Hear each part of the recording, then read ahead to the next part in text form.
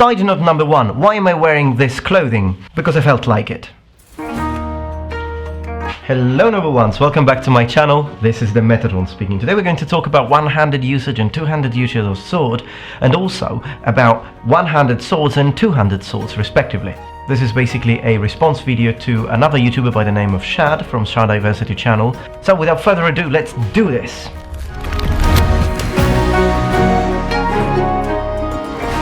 So the YouTuber Shad from Shad Versatility channel eloquently brought up some interesting points about the usage of weapons in medieval times, and these weapons being used by either women or, as he puts it, regardless of the gender, people who are actually weaker, people with less physical strength. Now he brings up a lot of very interesting points, and he mentions two basic sorts of weapons. He talks about ranged weapons first, and then he talks about melee weapons.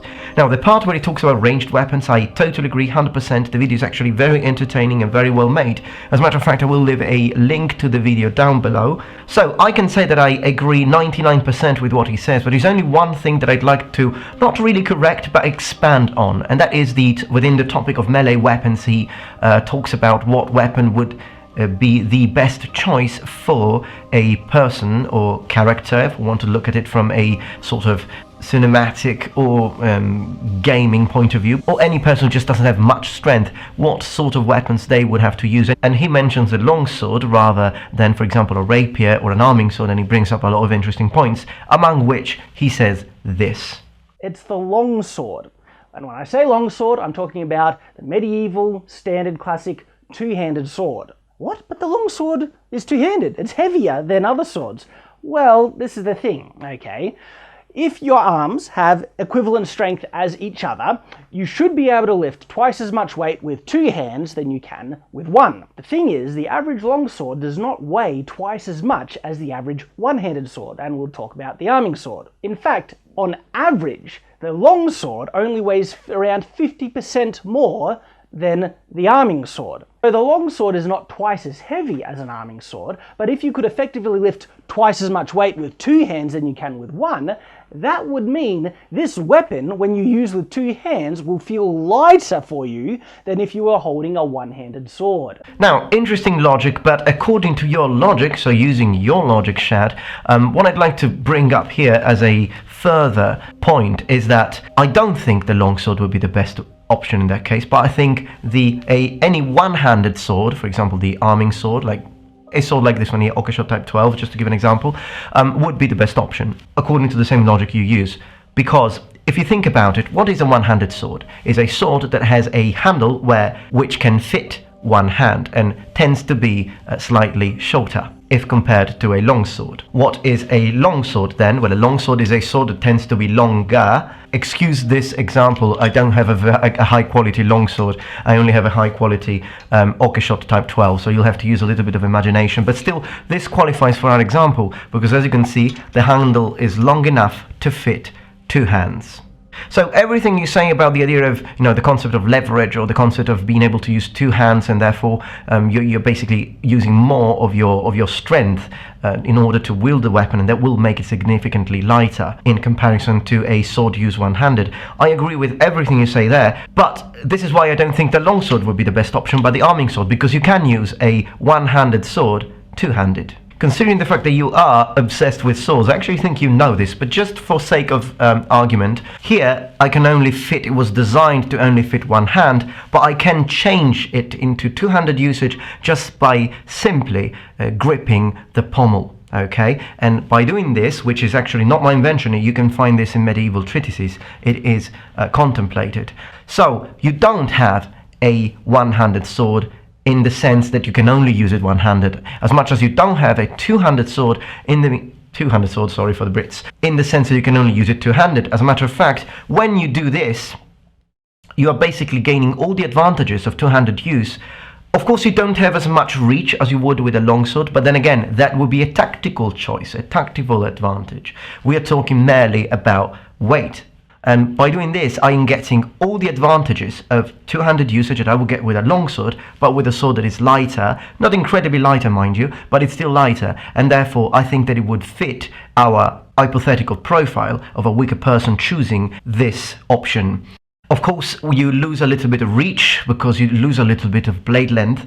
But then again, that would be a technical choice because of a tactical advantage that you might want to gain, regardless of the fact that the sword would be slightly heavier. But considering only weight, then this would be the best choice, in my opinion. And a similar concept can be applied to the longsword, meaning that yes, the hilt, the handle here, is designed for two-handed usage, but you can use it one-handed if you want, and this again is found in medieval treatises. If, for example, just to give some hypothetical possibilities and examples, if you only had a longsword, but for example someone was attacking your castle and you see a few archers coming your way and you want the protection of a shield, this could be a good combination. It's not that you can't, okay, you can use this. And at the same time, if you could have chosen a one-handed sword, but you still felt that you wanted a bit more reach, and at the same time you didn't want to lose the defensive capabilities of the shield, this could still be a possible choice. I myself would not really like to use a longsword one-handed, but it can be done and it was contemplated.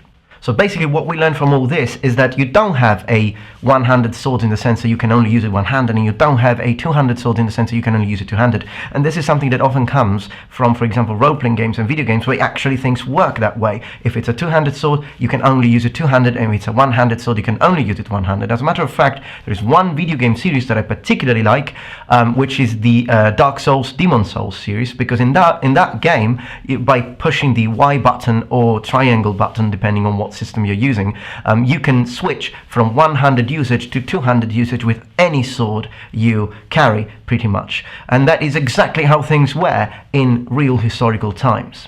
These are all choices made by the warrior or the person who is wielding the weapon. So what about great swords then, or for example Japanese nodachi? Can those be switched? Can those be used one-handed? Well, Matt Heaston has made an interesting video where he actually tries wielding a great sword with one hand, and it's a massive one. Does he manage to do it? Yes. Would he actually choose to do it? I would imagine no, because of course it's more tiring. You get tired very, very quickly because the sword is massive. It has a completely different sort of balance, and ultimately it is designed for two-hand usage even more than a long sword. So the question should really be, would you want to, or can you do it? Because if the question is, can you do it? Yes, you can even use a great sword one-handed, and I suppose you can actually use a nodachi one-handed. I have never tried, but I have a nodachi.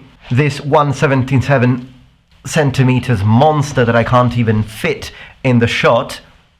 And I will test it, so I will try using it one-handed, and I'll let you know how much of a problem it is. But I'm pretty sure that it can be done. It just probably won't be effective, or as effective than using it two-handed, but I think it can be done. Side note number 2, when people see me put some swords on my back like that, like on the shoulder like that, people complain and tell me that I'm being disrespectful to the sword.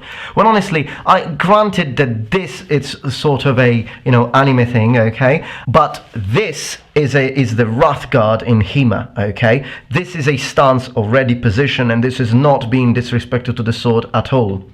And if you just carry it like this, again, this could have been the way they would have carried it in samurai times anyways, if they did not have like a horse or somewhere to actually put it. So let's just not overcomplicate things, shall we? So to reiterate and give it a conclusion, fantastic video by Shad Versatility. The only thing I have to say is, within the given logic, I think a one-handed sword used two-handed would be the best option, and let us all keep in mind that a one-handed sword can be used two-handed, and that a two-handed sword can be used one-handed, depending on the situation. Alright then, I hope that you enjoyed this video. If you did, please remember thumbs up and subscribe to my channel for more content from the Metatron. And remember, the Metatron has spread his wings. I'll see you tomorrow. Goodbye. Whoa, don't forget the notification bell, right? Just don't miss my videos. It's gonna be fun. Let's have fun. Come on, let's watch the videos. What am I talking about? I don't know, I didn't have pasta today, I'm sorry. I'll just go get myself some pasta. Thank you.